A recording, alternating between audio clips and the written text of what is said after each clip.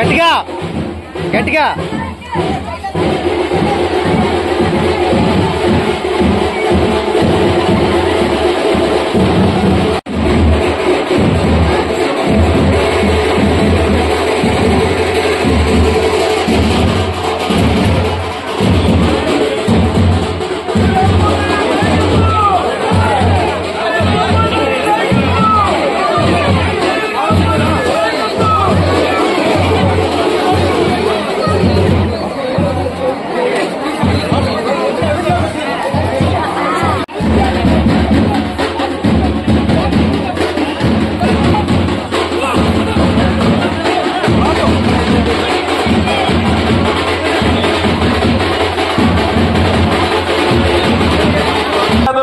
Labour కష్టపడినటువంటి వాళ్ళు, ఇలా నిత్యం చెమటలో బ్రతికేటటువంటి వాళ్ళు, ఎండనక వాననక కష్టపడే వాళ్ళు, మీ అందరూ కూడా గుండెల మీద చేసుకొని ధైర్యంగా సైకిల్ గుర్తు మీద ఓటు వేసి నిశ్చింతగా ఉండండి.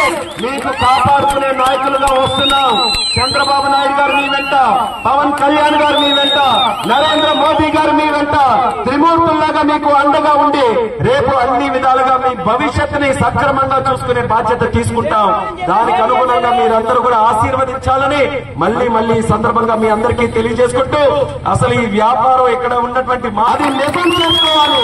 రేపు రాబోతున్నటువంటి ఎన్నికల్లో ఒక్క ఓటు కూడా మిస్ కాకుండా సైకిల్ గుర్తు మీద ఓటు వేసి, ఇప్పుడే వేణు గారు చెప్పారు 2014లో ఏదైతే ఎన్డీఏకి మెజారిటీ ఇచ్చామో దానికి తలదొన్నేటటువంటి మెజారిటీ, అఖండమైనటువంటి మెజారిటీ ఈసారి ఎన్నికల్లో మనం ఇవ్వాల్సినటువంటి బాధ్యత ఉంది.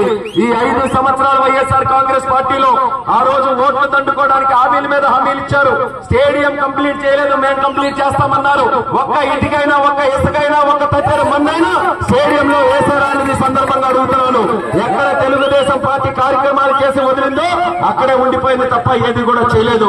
మరొక పక్కన కలెక్టరేట్ బిల్డింగ్, దానికి కోట్ల రూపాయలు ఖర్చు పెట్టి మన కార్యక్రమాలు ముందుకు కొనసాగించాం.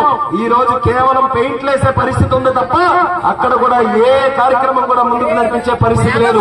ఇవన్నీ కూడా ఒక ఎత్తు అయితే, ఆంధ్రవలసకి వెళ్లాల్సినటువంటి రోడ్డు 17 కిలోమీటర్ల రోడ్డు ఆ రోజు మన ప్రభుత్వం ఉన్నప్పుడు సుమారు 33 కోట్ల రూపాయలు శాంక్షన్ చేసి శంకుస్థాపన చేస్తే, ఆ రోడ్డు కనీసం కేటాయించినటువంటి నిధులు తీసుకొని వచ్చి సంవత్సరాల్లో జరగాల్సినటువంటి పనులకి 5 సంవత్సరాలు కూడా చేయకుండా ఎంతో మంది ప్రాణాలు తీసుకునే పరిస్థితికి ఈ రోజు తెచ్చారనంటే ఎంత దుర్మార్గంగా ఈ పాలకులు ఈ రోజు వ్యవహరిస్తున్నారో ఒక్కసారి ప్రజలు మీరందరూ కూడా గమనించాలి. మళ్ళీ జిల్లాను అభివృద్ధి చేసుకోవాలి. అసలు శ్రీకాకుళం నియోజకవర్గం అంటే హెడ్ క్వార్టర్స్. ఏ జిల్లాకైనా చూడండి, హెడ్ క్వార్టర్స్ అంటే ఒక వెలుగు ఉండాలి. అన్ని నియోజకవర్గాలు ఒక ఎత్తు, హెడ్ క్వార్టర్స్ ఒక ఎత్తులాగా మనం అభివృద్ధి చేసుకోవాలి.